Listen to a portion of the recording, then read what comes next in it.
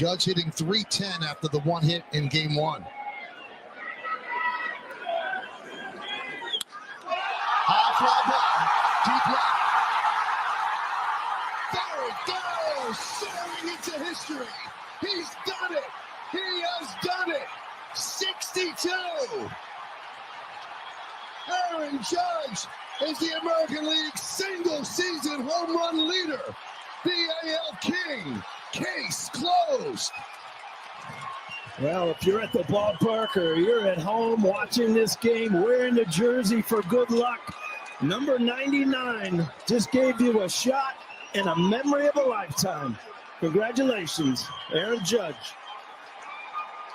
122 seasons in American League history, and no man has ever hit more home runs than that man. Aaron Judge with 62. There's nothing like a home run chase to captivate America's hearts and to bring even the most casual baseball fans out to watch and listen and soak in the moment. Welcome to the latest edition of Crafting the Call. This week, we are discussing the home run chases through the years. I'm Josh Suchon with the Albuquerque Isotopes.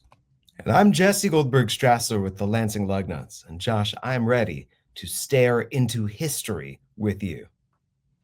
So we're going to look at the home run chase through the years. Now, we don't have footage of Babe Ruth or things like that, but we have Roger Maris, and we have Mark McGwire, and we have Sammy Sosa, and we have Barry Bonds. And I was there for just about every single day of the Barry Bonds home run chase as a reporter. But now, Jesse, we're going to look back on these moments from the lens of broadcasters, how they called it, what television looked like back then, the words they used, the pictures that were used by the camera operators, the shots that the directors chose, and we're going to see what we can learn from these famous moments in baseball history. What I can't believe about that last Michael K. call is that when the ball left Aaron Judge's bat, that he didn't jump out of his seat, that his voice didn't immediately jump. And in fact, he was pretty measured until it came time for him to deliver the big words at the very end.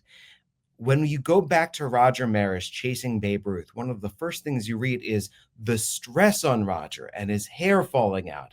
And so for a broadcaster, it becomes important. How do you capture this moment? And I'm excited to go through with you and see how broadcasters have captured these record-setting moments over the years.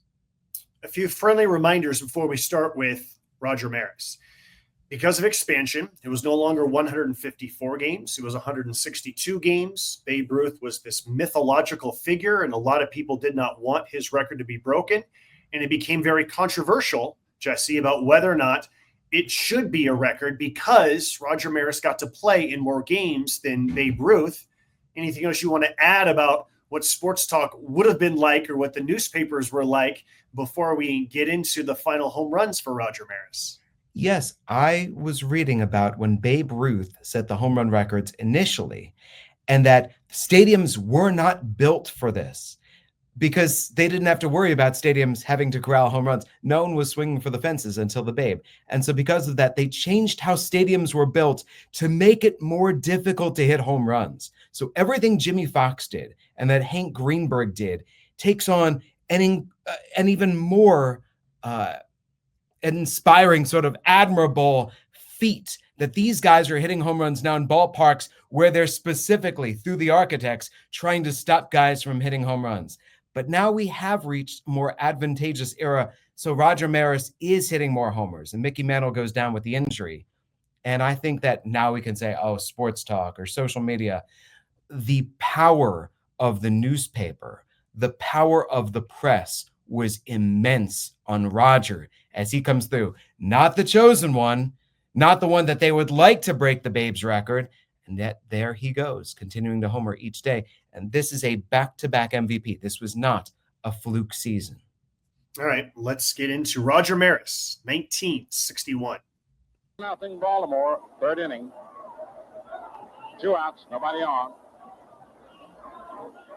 And this is what the people have come to see. Foul ball, curved him in on the handle.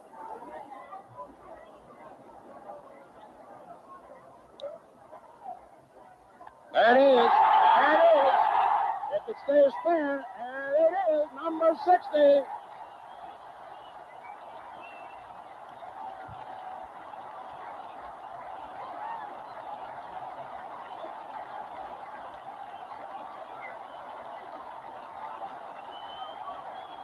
How about that? They are standing ovation.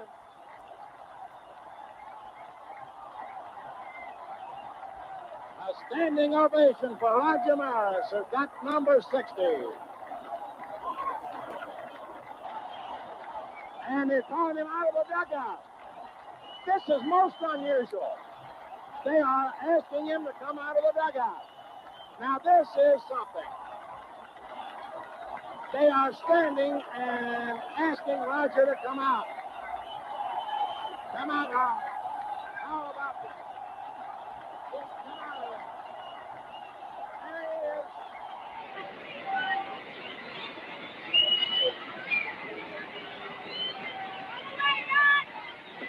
is. Low. Ball 2. The crowd is reacting negatively.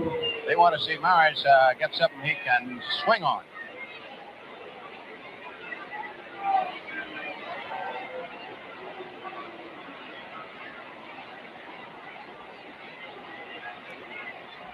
There it is.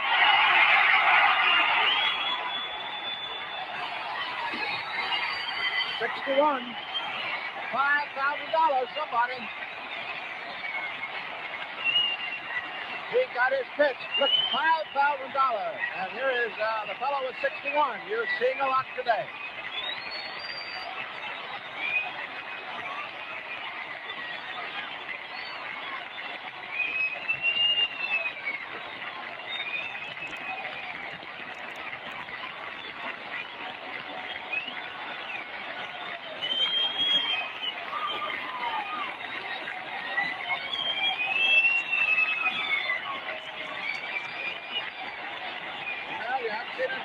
Have you?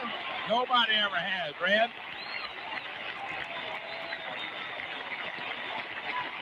Nobody never seen anything like this.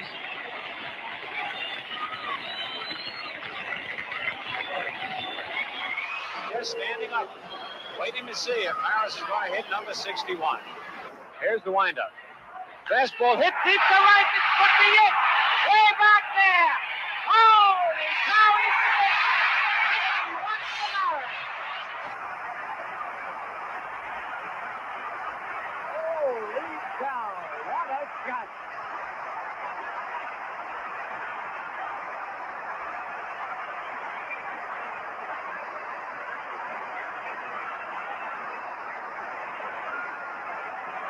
Another standing ovation for Roger Maris.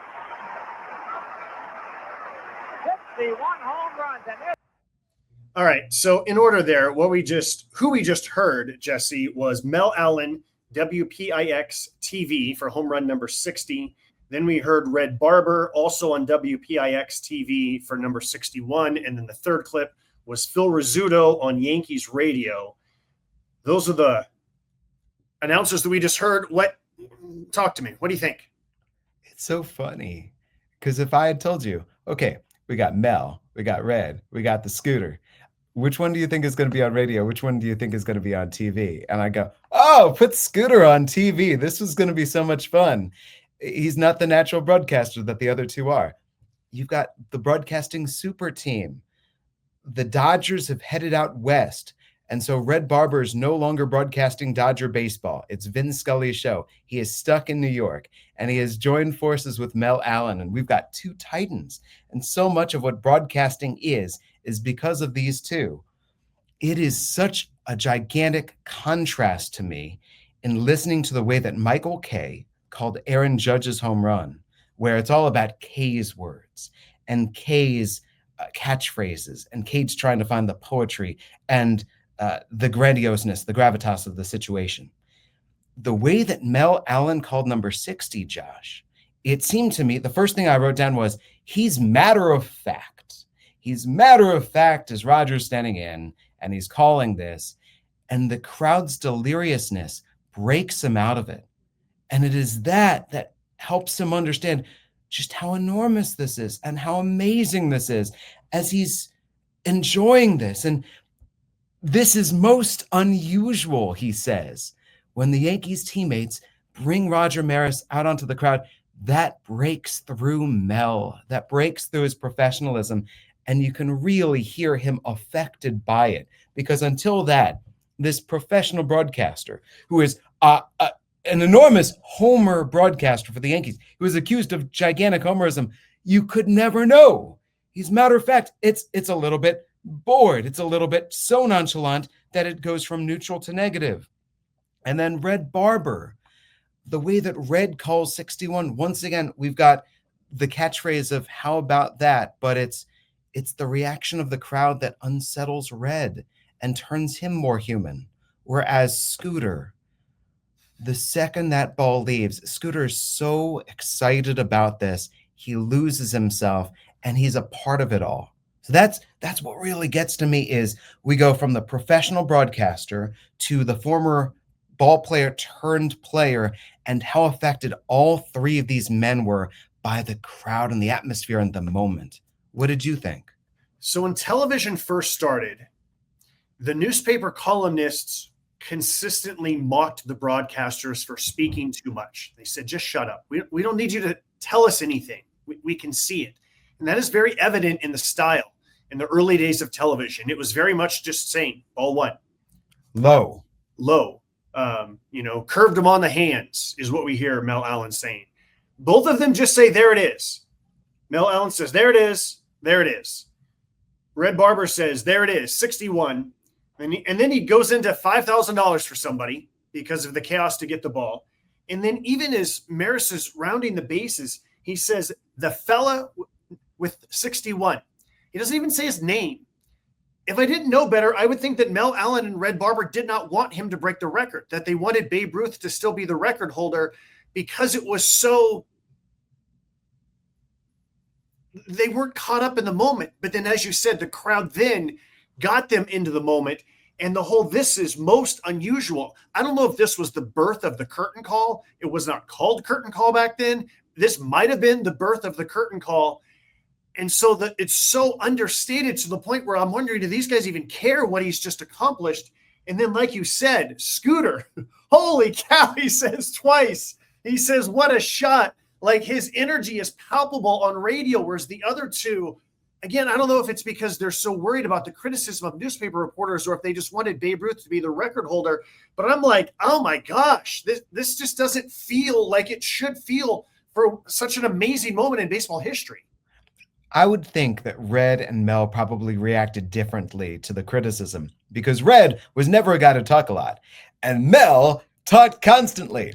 So my guess is the criticism is pointed right at Mel and how he was affected by it. My guess was sensitive soul. It did get to him. And Red is thinking, I'm going to call the game my way because my way is the best way. So you can just steer clear.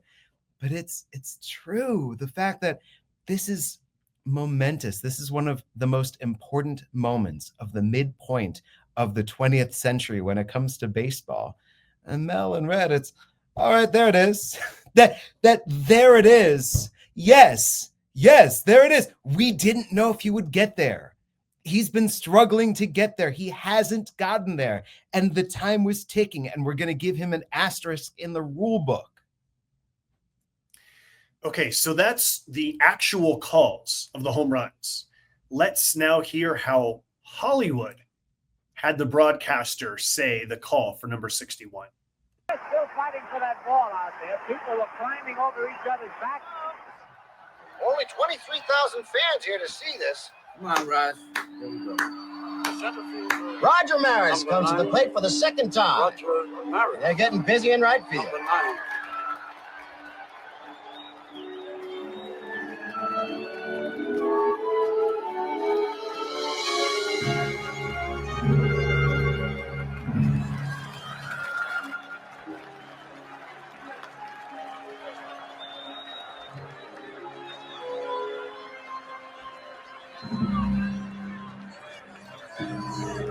Here's the windup. Fastball hit deep to right.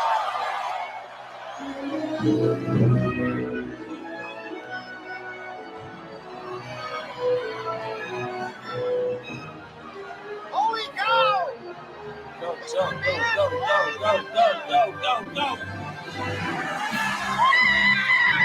He did it! I don't believe it! Number 61!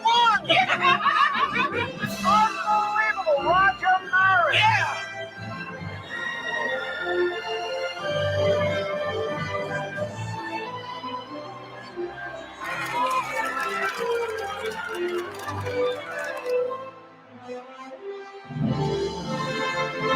Right over in right field.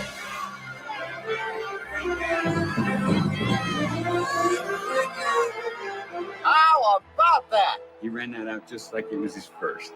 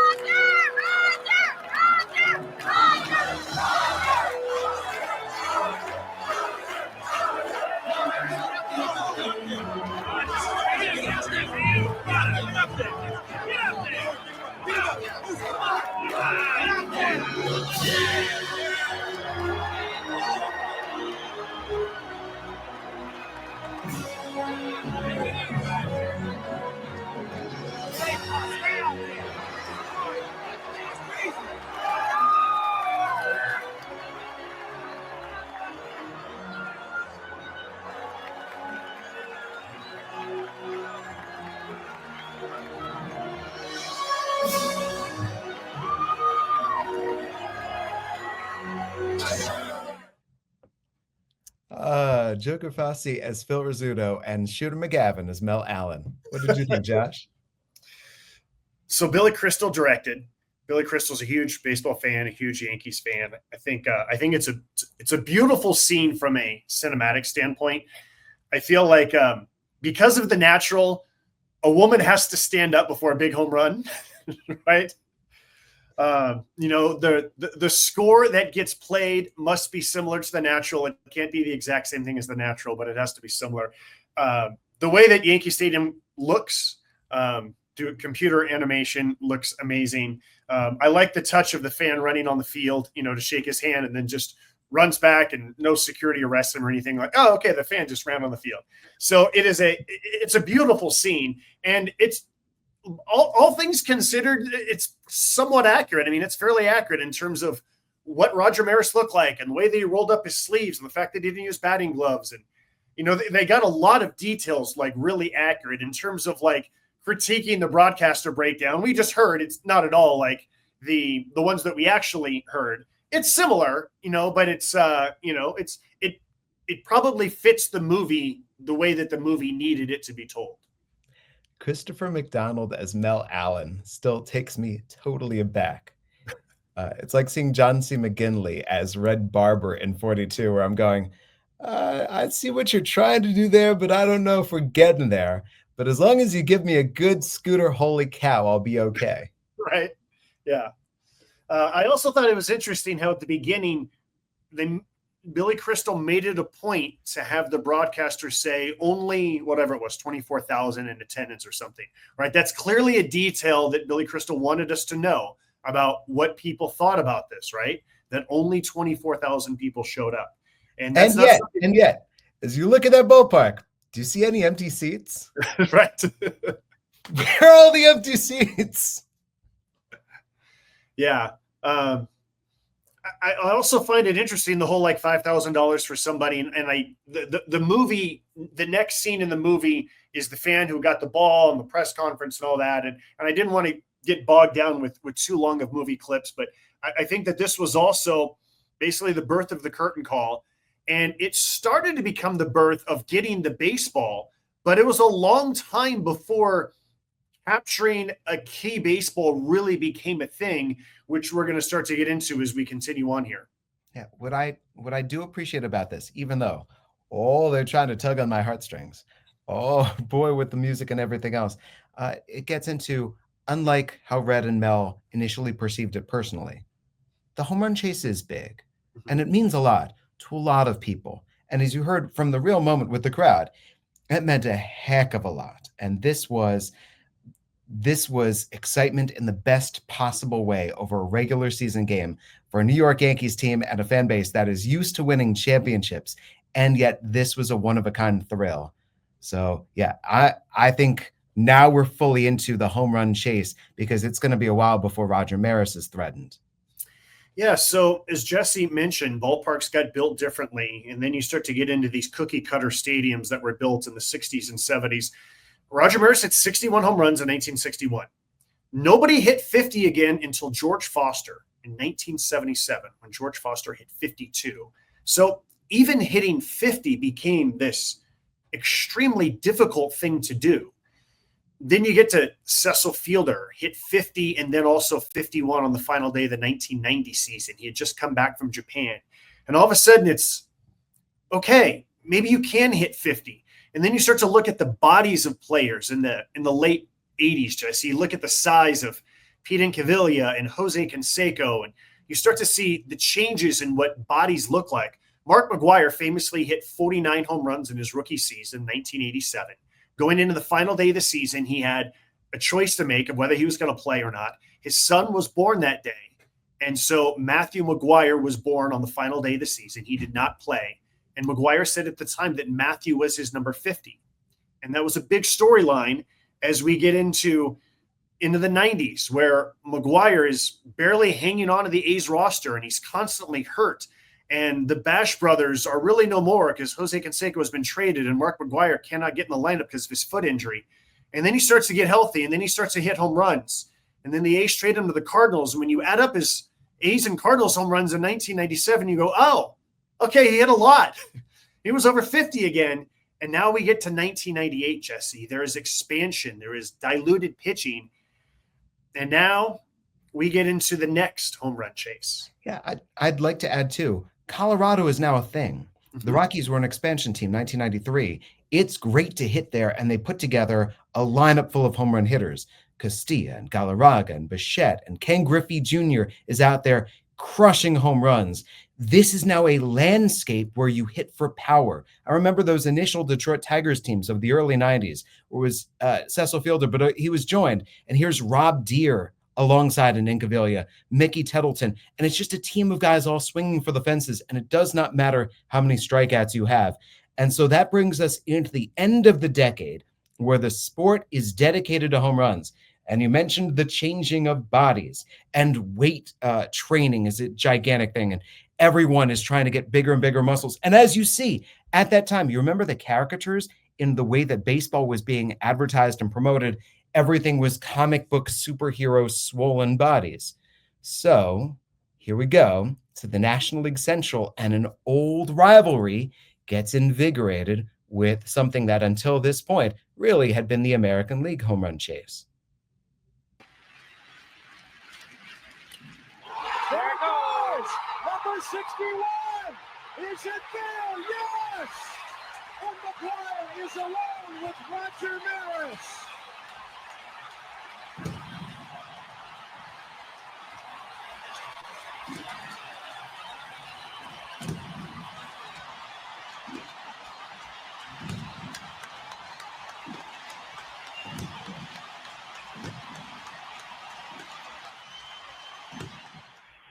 Here it comes to McGwire. Swing! Look at there! Look at there! Look at there! McGwire's number 61. McGwire's strike 61. Headed for Planet Maris. Home run McGwire. 61. History. Bedlam. What a moment. Shaking hands with the third baseman to Cup. Pardon me while I stand up and applaud.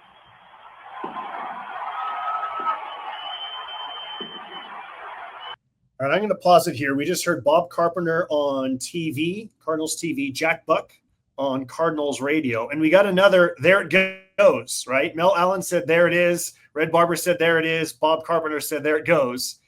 And then how about Jack Buck on radio saying, look at there. Look at there, look at there, look at there. Pardon me while I stand up and applaud is such a good line.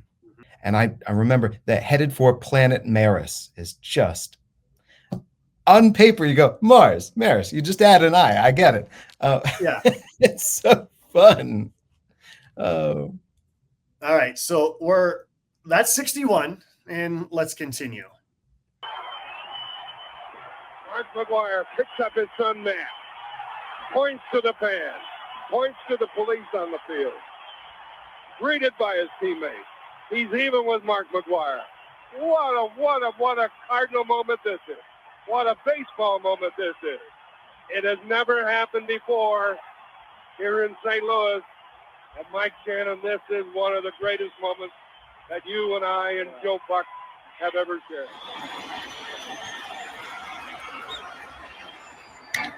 Down the left field line. Is it enough? Gone! There it is! 62! Touch first, Mark. You are the new single-season home run king.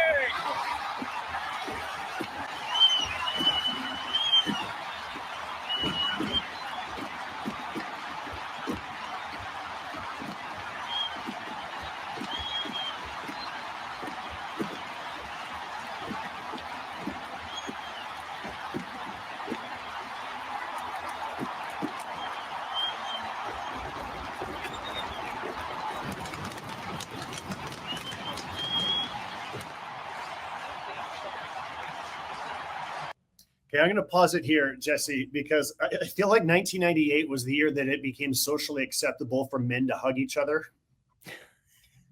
And Mark McGwire is going around and he's hugging the catcher of the Cubs. He's hugging Mark Grace. We also see the difference where a fan runs on the field and security is chasing down and tackling him in the background. And there's toilet paper that's being thrown. There's fireworks that are going off. Here comes Sammy Sosa to hug, even though they're competing against each other. And McGwire picks him up, and this is where you celebrate with your kids on the field. Like it was all so wholesome. It really was. Well, just him at third base, taking the moment with the third baseman. Yeah. Everything about this. Joe Buck's voice going electric. And that is what I've missed as we've gone through these calls. And it's like, okay, when that ball touches the bat and you understand this moment, how do you not go as big as possible? And Joe does. This is Joe Buck's best fastball for a ball that is not a no-doubter into the corner. But as you say, the atmosphere and the pictures here tell such a story of celebration, and celebration that crosses uniform colors. He also said, there it is. There it is. I like the part how McGwire almost forgot to touch first base, right? Because he's so caught up in the moment.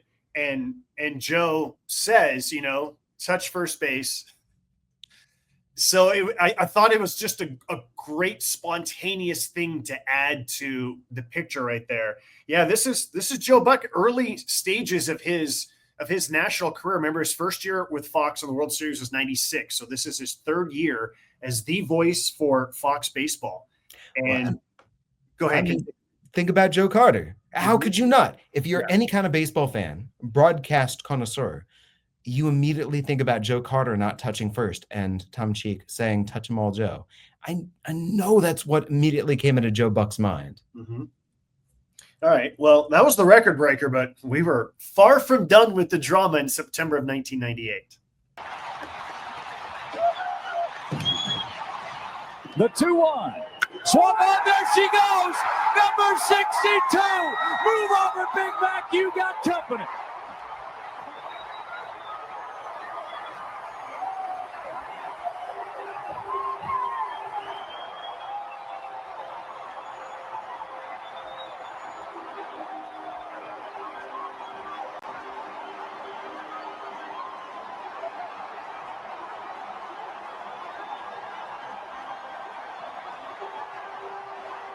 It out away from Sammy, and there are the targets.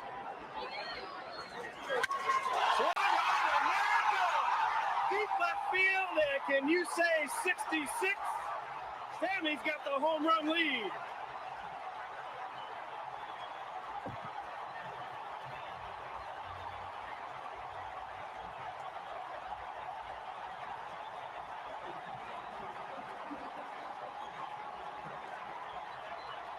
He's on the road. Look at this crowd on the road.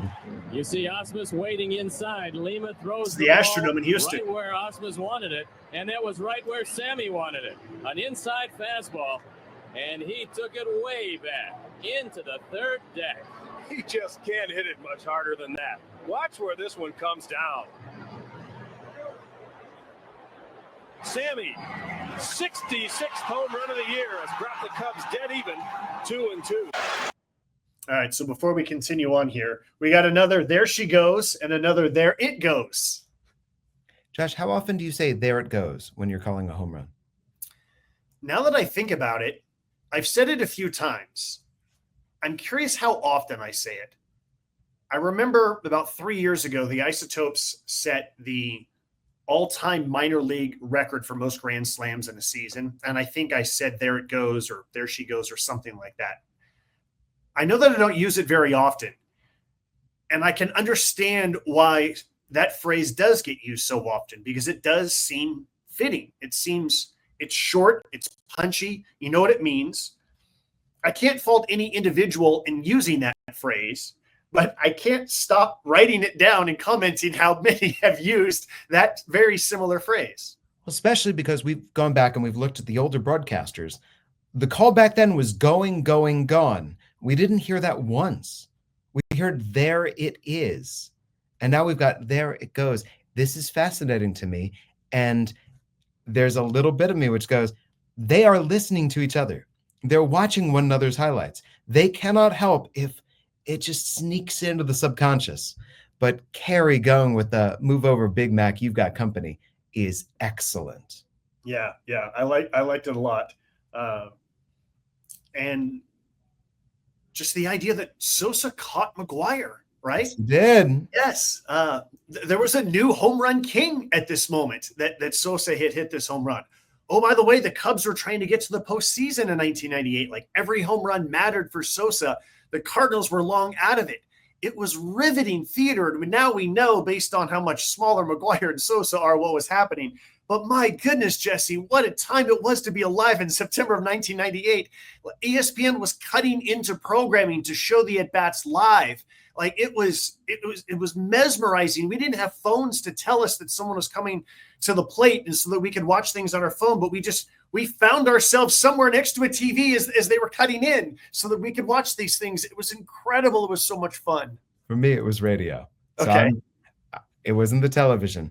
I had a radio that was also a cassette recorder. And so I had my cassette tape and I would pop it in and I'd be listening to 980 AM in the Washington, D.C. area. And every single time either Sosa or McGwire would come up, they would cut into the regular programming and they'd bring you it live. They'd bring you Jack Buck and Mike Shannon. They'd bring you Pat Hughes on the call for the Cubs for Sammy Sosa. And I would press record. And I recorded so many at-bats. And then I would have to record back over it when Sosa struck out or McGwire struck out, because there were a lot of strikeouts too.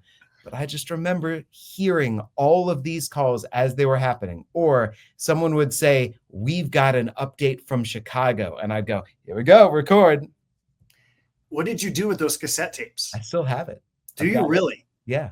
Wow. And I still have a cassette recorder. And that way I can listen back to the summer that I recorded all of this from 1998. The final game in Cal Ripken's streak, everything that went on. 1998 was an amazing baseball summer. Sounds like maybe we need to do an episode on 1998, but I also think that you need to give yourself an off-season goal of digitizing those cassette tapes to make sure that they do not get ruined. Yes, it was pretty fun. And so I think that you and I, that we can keep two things in mind right now, and especially as we get into the guy who breaks the record that we're about to see get set and finalized.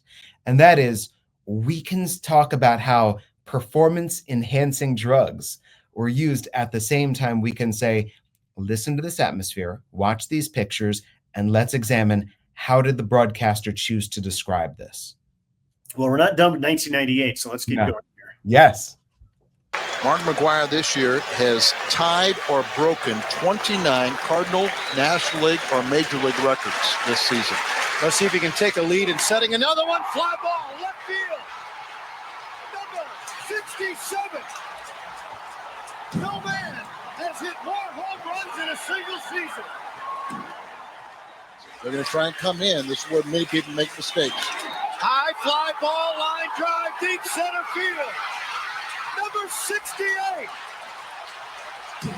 No man has ever hit more in a single season.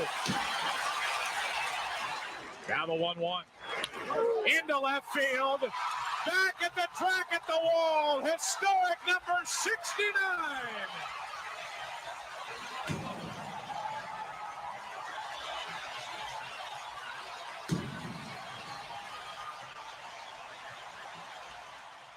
first and third, 2 out. Into left field! Number 70! How much more can you give us, Big Mac? Number 70!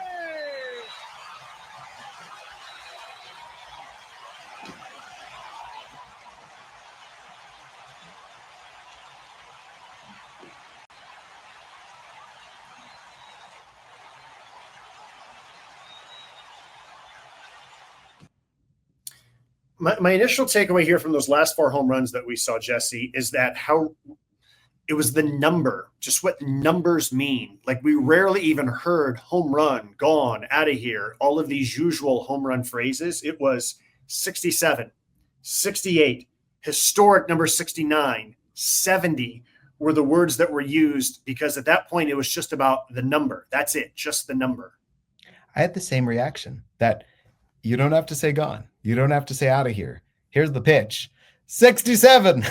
And in the middle, interrupting the conversation. That is what means most. And that you can add in the no man has ever hit more. That's what matters most here, is we are on uncharted territory. And then that wonderful, honest question asked to Mark McGwire, how much more can you give us? How about basically the caption on both 67 and 68? No man has hit more home runs in a season. And then again, no man has ever hit more in a single season. We're nitpicking here because it's what we do, right? It's how we get better. It's how we look back on these things. There's just something about using the exact same phrase for 67 and 68 that just makes me think we can do better. Well, maybe I misheard, but did the broadcaster say high fly ball and then switch to line drive? That could be too. Yeah. I think I was so focused on just hearing the same phrase. Look, it's still accurate. It's absolutely, both times it was accurate. But I also just think of being in those moments, which are so, look, it's so easy to look back on this decades later, even hours later, to nitpick. Like when your adrenaline is flowing that much and the crowd is going nuts and you're trying to match your words to this moment. I just think that you got to look for a different way to say it, even if it's, a subtle, but I want something more. And I think that Joe Buck did a great job of, historic number 69. And then what more can you give us for number 70? Well, and then I want to go back and look at all of these in terms of what is the broadcast philosophy and who is actually being talked to. That's what I enjoy about the how much more can you give us? That is being said directly to Mark McGwire in admiration. And remember the whole, pardon me while I stand up and applaud. That is right for Mark McGwire. When we go back to Mel Allen and to Red Barber, and that is looking at the crowd and seeing how the crowd is reacting, there is such pandemonium for all of this that I would just like one broadcaster to comment on the people and how the people are perceiving this record breaking. All right. Well, it was 27 years between Roger Maris and then the great home run chase between Mark McGwire and Sammy Sosa. And then 3 years later, we had another one. In 2001, I was a newspaper reporter for the Oakland Tribune. I was the San Francisco Giants beat writer. So I was there for almost every single one of Barry Bonds' home runs. Early that season, he hit his 500th career home run. And there was a controversy at the time because of how few people left the dugout to go congratulate him at home plate. And when you look at some of the documentaries that are back there that have been created, you hear people say things like, oh, there was a Batgirl who finally came out, or, oh, there was one player who finally came. That was not true. They gave Barry the moment. They were waiting for him at the top step, right? I thought that people made too big of a deal about that than they should have. Was Barry Bonds the most popular teammate? Of course not. They were extremely excited that he hit his 500th home run, right? And so now Barry starts hitting more and more and more home runs. And so now we're going to get into what the conversation then became, Jesse, was we've been here. We've cheered that. We just did this 3 years ago. Are we really ready to go through the same emotions again that we did 3 years ago? And do we really want to give all of that love to Barry Bonds? Like, that's what the storyline was for almost that entire season. And then, oh, by the way, you also had September 11th, right? And an entire week's worth of games were postponed. And that week's worth of games were then put at the back of the season. And so now we go to Houston. Now, what we didn't know until after the season ended. So when 9/11 happened, I was in Houston with the Giants. The day before 9/11, on September 10th, on Monday, there was a death threat that was sent to Barry Bonds. It was called into the Houston Police Department. Barry was informed of this, and we didn't know about this until months later, until well after the season had ended. So that was what was happening on September 10th. September 11th is when our country was changed forever. It was, I want to say, a day or two later when the Giants were one of the first flights to get back to San Francisco. I was on one of the first commercial flights to get back to San Francisco. So now we're returning to Houston, and we're not just playing these last 6 games, but I remember the anxiety that I felt, Jesse. We're back in the place where we were when 9/11 happened. And now Barry Bonds is at 69 home runs. And oh, by the way, nobody is pitching to him. He is just not getting strikes. And when he does get a strike, he doesn't miss it. He hits home runs. And so we'll get into the final 4 that Barry hit, but I'm going to give you the opportunity to kind of set up what your perspective and your memories were of Barry Bonds in 2001. No, I'm ready for this because for me, I was in college. So I was going from finishing my freshman year and then starting my sophomore year. And the Giants are my dad's boyhood team. So the Giants are therefore my team, the team that I was raised rooting for. Barry Bonds has been a superstar in baseball ever since his Pirates days. And then there was that huge free agent signing with the Giants. We knew he was capable. We didn't know he was capable of this. So I'm ready to dive right back into it. Okay, so we're going to hear a variety of different people's calls. The other thing to keep in mind is that Fox was just constantly trying to put Giants games on TV. And so the first clip we're actually going to hear, like the Giants broadcast and the Houston Nationals broadcast, obviously, had this on radio and TV. But Fox put this game on Fox Family, and we're going to hear Josh Lewin calling this game nationally on Fox Family. His wife, Liz, is ready. All the kids are ready. American is ready for home run number 70. There it is! He is tied McGwire.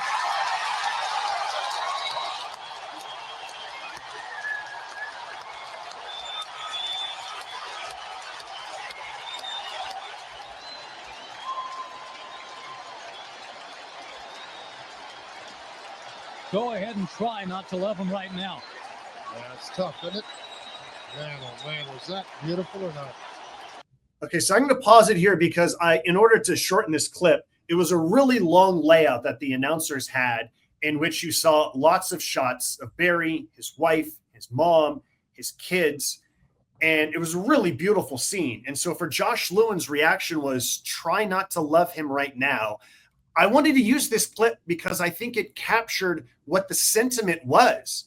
Do we want to love him? Is he worthy of our love? Was the topic nationally. In San Francisco, it was yes, absolutely. He's our guy. He saved the franchise from being moved to St. Petersburg. We built a ballpark just for him. The ballpark was tilted so that when he hit home runs to right field, when he pulled them, they would go into the water, the signature feature. Yes, we love him, but nationally. And so Josh Lewin's words were, try not to love him now. He's humanized. Mm-hmm. All the pictures that you clip through, it's humanizing him the same way that McGwire with his son at the plate, or when he lifts up Sammy Sosa, when you hear about Roger Maris personally and everything that was going on, this is humanizing a ball player who's doing exaggeratedly great things. So that there's the feat. And then there's all the people who mean something to him and he means something to them. And look how personal this is. Look at the person who's doing this. Oh, by the way, Josh said, there it is. Yes. Yeah, so that was Barry's final at bat of that 3-game series. He barely got any pitches the entire series. I remember that Brian Sabian and Ned Colletti, the GM and assistant GMs, they didn't have a suite for the games because it was being used by somebody. So they were actually pretty close to me in the press box. And I remember how upset they were that nobody was pitching to him. Meanwhile, the Astros are trying to get into the postseason that year. Larry Dierker is their manager. He is consistently walking Barry because he thinks it gives his team a better chance to win the game. The Astros fans are booing their own manager for a strategy that is supposed to help them win games so they can get to the postseason because they want to be a part of history. And then finally, it was such a blowout. Okay, we're finally going to pitch to him. They brought in this hard-throwing left-hander who was throwing 98 miles an hour, and Barry just launches it. All right, so now we go back to San Francisco for the final three. And, of course, they are playing the Dodgers, and who better to set the scenario going into the final three games than the greatest of all time. Known as the Babe, George Herman Babe Ruth set the baseball world on its ear in the 20s. Then suddenly Roger Maris in the 60s, hitting 61, followed by McGwire in 98 with 70, and tonight Barry Bonds zeroing in on 71.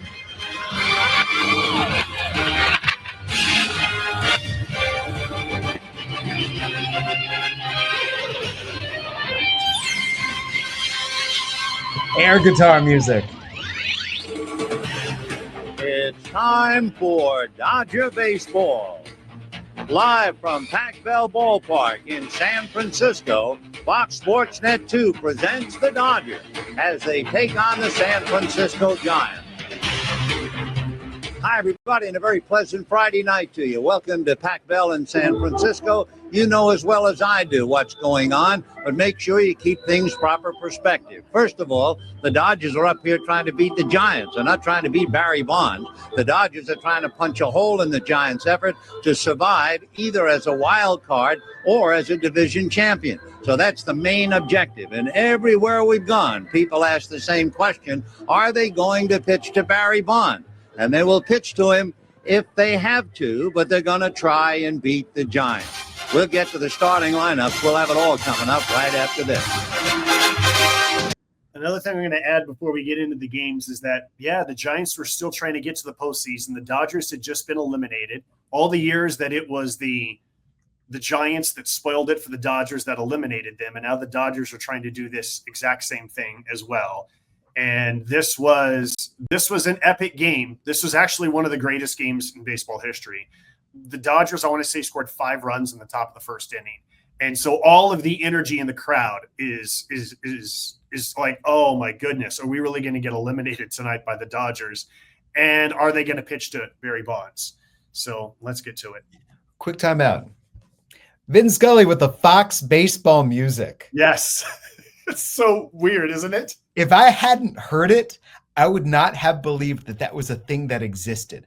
I would have thought that somebody had taken the Fox baseball music and taken Vin and just put it under him. Vin goes hard with the Fox baseball music behind him. And how about Fox Sports Net 2?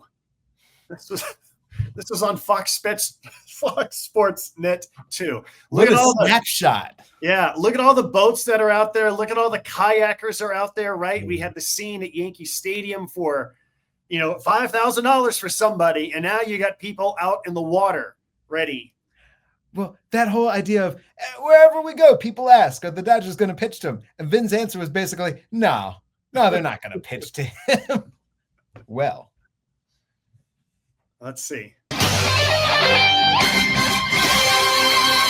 Bonds hit a home run against Park here back on April the 18th that proved to be a game winner for the Giants. There's a high drive deep into right center field to the big part of the ballpark. Number 71, and what a shot over the 421-foot marker. The deepest part of any ballpark in the National League. And Barry Bonds is now the home run king, number 71, and it was impressive. I think Jon Miller crushes this call, Jesse. This is on KTVU television, the Fox affiliate in the Bay Area. It's kind of like a radio call. I think he's magnificent in saying that the distance, the deepest part of the ballpark, and what a shot it was. I think this is so good. Jon Miller rising to the moment here, using words that we have not heard with Sosa, McGwire, and Maris. Well, here. This is the broadcaster of my youth, because Jon Miller was calling Orioles games when I was growing up in Maryland and listening. So we go from Vin to hearing Jon calling this, and I say seconded to everything you just added. Marvelous. the game was also on some type of like ESPN international feed or something like that. And so whatever was going on Friday night on ESPN, they would cut into that programming when Barry Bonds came to the plate. And speaking of big game voices, Gary Thorne was working for ESPN that night. One more home run, and he becomes the single season all-time home run leader as he got 70 last night. He has had off Chano Park 5 home runs in his career, 10 for 37. Chano Park is pitching from the stretch because he has hurt his back in this first inning, so he's gone to the stretch rather than winding up. Deep to right field, way back. Is this the one? There's a new record holder. The single season mark is 71. Barry Bonds has the title. He is so. Go ahead. Your thoughts on Gary Thorne? I love Gary's voice. He overtalks. There's too many words here. There's so much good words. There's great backstory. Chan-Ho Park against Bonds and why he's pitching out of the stretch. And then as that ball leaves and Gary's voice hits its crescendo, he's just saying so much and he doesn't need to. I love Gary's voice. I now that you mentioned that, I think you're right. But I remember the first few times that I heard it, just thinking like, this is fantastic, right? I mean, the other thing that's tricky about that is, again, it's the deepest part of the ballpark, an extremely high wall of 30-something feet. Like, you got to watch yourself, right? It's not a there it goes because we didn't know if it was gone, right? By the way, the fan made an incredible catch in that final seat, reaching out. Is this fan interference? Did he reach below? No, he was a yeah, $5,000. Yeah, $5,000. Yeah. So it's a tricky call because of where it's hit. And the other thing I remember about this game is that the Giants wore those black uniforms on Friday nights, and every photographer friend that I had absolutely hated it because it's a black uniform and you can barely see it says Giants and it's dark at the ballpark. They intentionally made certain parts of it darker so that you would see this white baseball against the blackness of the sky when it's hit to right field. And so it made it more majestic on television when you see the white ball and black in the background, but the uniforms were hideous. And all the photographer friends, it's like, wow, why are they using those uniforms? All of our photographs are going to look terrible. And as we see it pause right now, like, yeah, it looks terrible right now. Doesn't pop. All right. So later in the game, right, the Giants are clinging for their life. The Giants know that if they do not win this game, they are mathematically eliminated from the playoffs. And now this is Bonds' second at bat in that game. Tuned with what's going on up there. I mean, he is just on everything. Everybody in the ballpark standing to watch Bonds. Change up too low, and thousands of camera flashes glitter all around Pacific Bell Park with each pitch to Barry Bonds.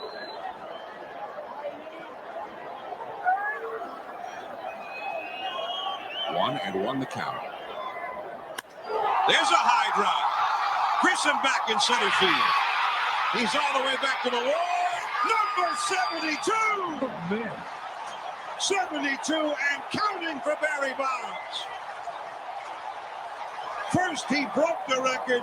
Now he is rewriting the record book. He has homered in each of his last 3 at-bats. What do you think of that call, Jesse? So I think this is the perfect illustration of what you're saying, where you don't know it's gone until it leaves. And so Jon Miller is honoring that, right? There's a high drive, so there's a chance. And then once it disappears, here we go with the Mark McGwire, where all you've got to do is say the number. Mm-hmm. But then rewriting the record book is a wonderful phrase. Mm-hmm. Yep. Yeah. I think that John was right on it. He was. Yeah, his calls were so good that entire season and especially this night. Why are the Dodgers pitching to him? Because they had such a big lead. Yeah. Such a big lead. And then the Giants came back. Rich Aureli hit this dramatic 2-run homer, tied it like 10-10 or something like that. And I remember there was an intentional walk that was issued and Jeff Kent made him pay, like a 2 or 3 run double that Kent had. And like they had tied it. And then the Dodgers come back and the Dodgers take the lead. And that was a 9-inning game. That was the longest 9-inning game in Giants history. It lasted over 4 hours. I remember it was a nightmare trying to get my stories like finalized and sent in. And, the copy desk is saying, well, he broke the record, send the story. And I'm like, but they might get mathematically eliminated. They're like, just send us a story that he broke the record. And I'm like, but how do I write this? Right. And so it ended up being a story about like, okay, he broke the record, and then a different story about the Giants are mathematically eliminated. And, the Giants had talked with the Dodgers and Major League Baseball. We're not going to pause the game in the middle. There was actually a somewhat lengthy delay where Barry went over and he hugged his wife and his kids and his mom who was in the stands.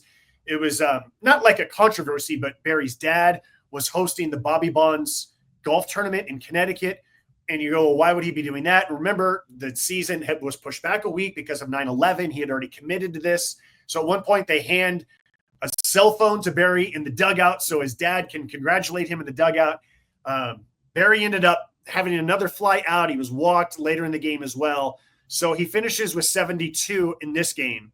The Giants are mathematically eliminated. They finally do this ceremony after the game. It's like midnight. It was like weird. It's awkward, right? Because he broke this record, and yet they just got eliminated from the playoffs, and it's past midnight, and a lot of people are tired, and they go home, like the last ferries and the last shuttles in order to get home because there's not that much parking around the ballpark anymore.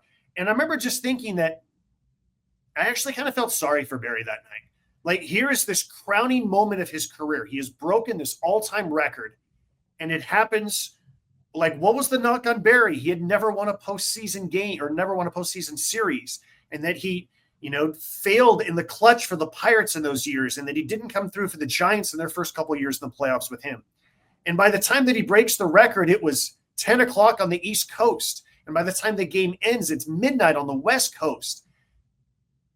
And I actually remember just thinking, like, this is just sad. This is just sad that we're not able to celebrate this moment the way that we celebrated McGwire and Sosa 3 years earlier. And yet, and this is what I was looking for from earlier broadcasts, I wanted to hear more about the atmosphere. Jon Miller's observations about all of the flickers of the camera, all the flashes, that lets me know, in addition to the crowd sound, that lets me know what this feel is for Bonds in this place in time. If you hadn't filled in all the other context, I would have thought that this was a celebration of a great moment in baseball history that was appreciated and in its time. Snapshot of the moment, literally. Yeah. And I don't think it was because of all the reasons that I gave, because we still had an uneasy feeling about 9/11, because it was Giants Dodgers, right? And I can't stress how uneasy we all still felt about sports and the place in sports. Whether I remember like thinking, okay, there's these words that I used to use to describe home runs, like launched and a bomb, and I'm just thinking these are inappropriate words to use when describing home runs based on what's just happened to our country. And so it was just don't get me wrong. It was a celebration in the ballpark. It just very much felt like a celebration for Giants fans or a celebration for the Bay Area only, and not as much a nationwide celebration. Whereas with Mark McGwire and Sammy Sosa, that felt like it was baseball celebration. Saturday of that series, Bonds is completely exhausted. Go ahead. Oh, just noting that with McGwire and Sosa, it felt like it was baseball celebrating. Can you hear me okay? Hello, Josh? 1 2 1 2. Yeah, okay, I can hear you now. Okay, cool. All right, continue on. Yes. I've heard you the whole time. All right, off we go. Don't worry about me. So that was game number 160 of the season. Saturday comes. It's a day game. The Giants are out of it. Barry Bonds is so mentally fried after everything that he's gone through. Death threats, 9/11, chasing after McGwire and Sosa, steroid rumors, whispers, accusations, whatever. He does not play game number 161, which felt like a huge bummer, especially for the people who bought tickets. I remember Dusty Baker saying, like, I hope he hits 75. And it felt like he could. Seriously, because whenever he got a pitch, he homered. And so I remember thinking, well, of course the Dodgers are going to pitch to him on Saturday, and he's going to hit 2 or 3 more. He's going to end up with 75, but he did not start in that Saturday game. Sunday was a day game. final day of the season, and a chance for Barry to add to his total. Second baseman moves 20 feet into right field. Bonds hits one. High in the air. Deep to right field. Look out in McCovey Cove. Bonds has number 73.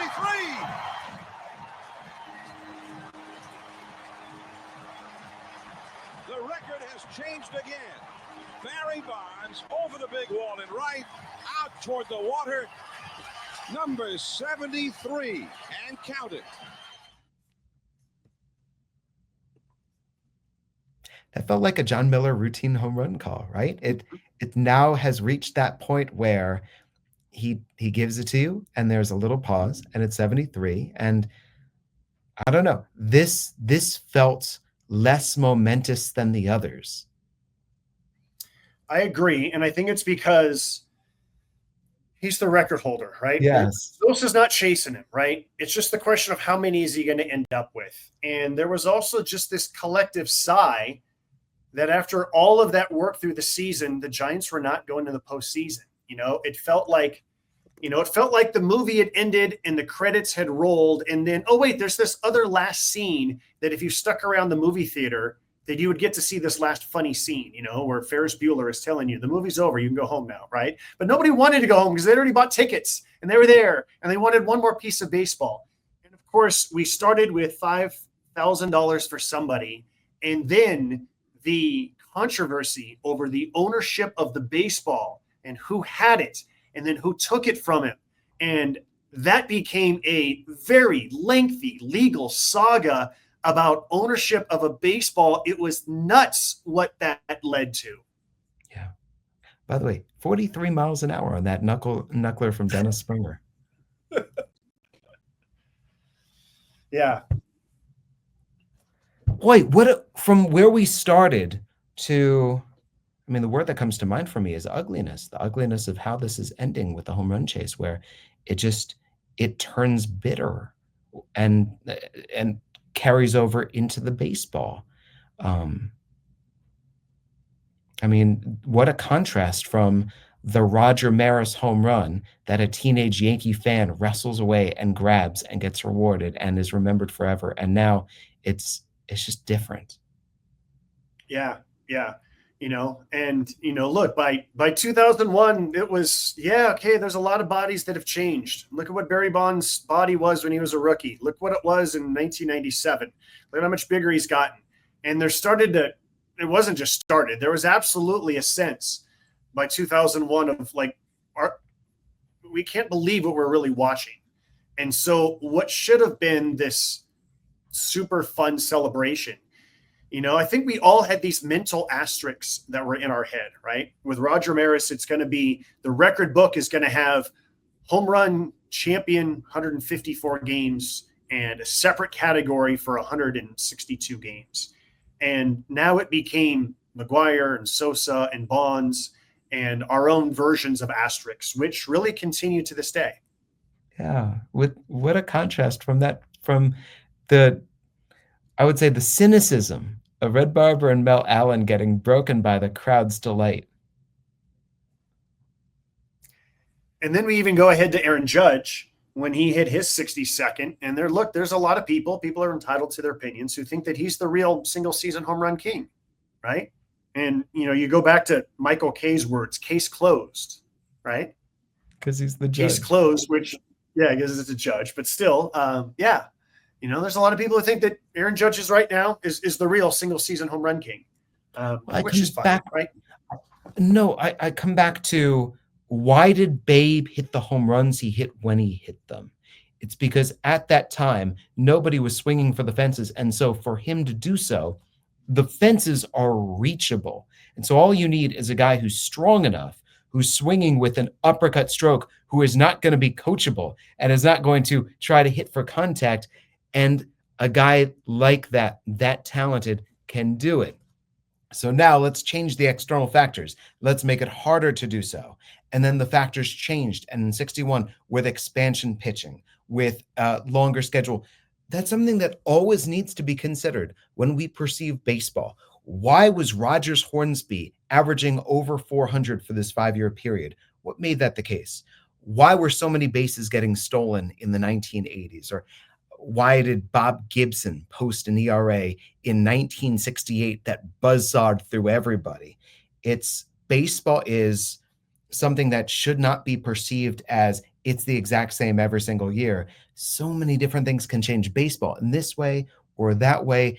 And that's where I come back to the enjoyment of this one player in this moment and how do the fans react. I get so affected, Josh, by what is the reaction in the stadium. And based on that can change my feeling of it. I just saw a pitcher unassisted ground out. Fine. It ended an inning. It wasn't the 9th inning. It ended the 8th inning. The game wasn't close. But because the crowd was fired up and the pitcher was fired up, it turned 1-U on the scorecard into a much cooler play. And this, when you're growing up and you know that a home run is what you want to hit as a hitter. And this is more home runs than anybody has ever hit before. And you, as the broadcaster, it is your job to describe. If your scooter on the radio, for people who cannot see, there's a situation where as Barry Bonds is breaking Henry Aaron's home run record, where Dave Fleming's microphone breaks, it goes dead right as he's in the middle of the home run call. How do we capture this? And when we capture it, what do we say? And that there it is. In fact, those 3 words are for everyone who is in that moment going, I know it's possible. I know it's going to be. When is it going to happen? There it is. It's like if I took you on a safari and I said, we could see a lion. There it is. We're going to go whale watching. It's this amazingly cool thing, but you know that you've got a chance. When I was growing up watching Mark McGwire, Sammy Sosa swing, or watching Barry Bonds step up to home plate, it was different than watching any other hitter because I knew that on any pitch, this batter could take this pitch out. And that changed how I enjoyed the game. That added this electricity into the air. And I think that's what we heard. So, shameless plug. I wrote a book about that season. It's called This Gracious Season. And of course, the photo that we used was from the Sunday with the cream white uniform, not the ugly black uniform from when he set the record, right? Yeah. I remember there was some point during that season when Barry Bonds was doing some interview and he said something like, the question was something like, what do you want to say to like the fans or the media or whatever, some sort of like contentiousness. And his response was, you missed the show. Barry Bonds' whole thing was, I'm going to come out and I'm going to put on a show for you, then leave me alone. Let me go home. Let me go home to my family. Why do I have to do these interviews? Why do I have to sign autographs? When the movie ends, Brad Pitt is not standing outside the movie theater to be interviewed and to sign autographs, right? So you missed the show is what he had said. And so I remember there was some point early in that season. In fact, it was somewhere between career home runs number 495 and 500 that me and some of the other reporters who were around me, Jeff Fletcher, at the time Santa Rosa Press Democrat, was to my left, and Dan Brown, San Jose Mercury News, was to my right. And we decided, you know what? We don't want to miss the show. We're going to put the laptop down. And it became our rule in the press box, laptop down. When Barry Bonds was at the plate, you would not be looking something up. You would not be going to the bathroom. You would not be writing your story. Whatever you were doing, you would pause. The multitasking that you do in the press box would come to an end when Barry Bonds was up. Laptops down. Don't miss the show. And that was one of the themes that I tried to put into focus in the book. And it's one of the things that I try to focus on as a broadcaster, Jesse, is we're weaving these different stories about what's going on in the game, and we're trying to be entertaining between pitches. And there's a few times that I've even said on the air, well, hold on a second. He's a triple away from the cycle. So let's lock in on this at bat. Like whatever story I was telling, I just remember thinking to myself, why am I talking about this? Let's lock in on what this guy has a chance to do. We can get back to this story, right? Don't miss the show. Didn't want to tell me about Chan Ho Park pitching out of the stretch. Chandler Park would never be pitching in modern baseball. He was throwing 90-mile-an-hour fastballs. He would not be in the major leagues these days. That also goes to show like how much it's changed and all that. But that's maybe an episode for another day. Yeah, his baseball card showing his leg kick, the original Chandler Park leg kick was amazing. Yeah. You take us home. I'm going to close my laptop so I don't miss the show. Yeah, good idea. This has been Crafting the Call, discussing the great home run chases. Roger Maris, Mark McGwire, Sammy Sosa, Barry Bonds. We hope that you enjoyed it as much as, Josh, frankly, I enjoyed reliving what I had heard and seen before and the great history of Maris. A home run chase, it goes beyond the field. It goes beyond the game. It's something that is wonderful, and it's been such a joy breaking down how the broadcasters called it. For Josh Suchon, voice of the Albuquerque Isotopes, and may you call many more meaningful home runs, Josh. Jesse Goldberg-Strassler with the Lansing Lugnuts. Thank you so much for keeping us company. Until the next Crafting the Call. There it is.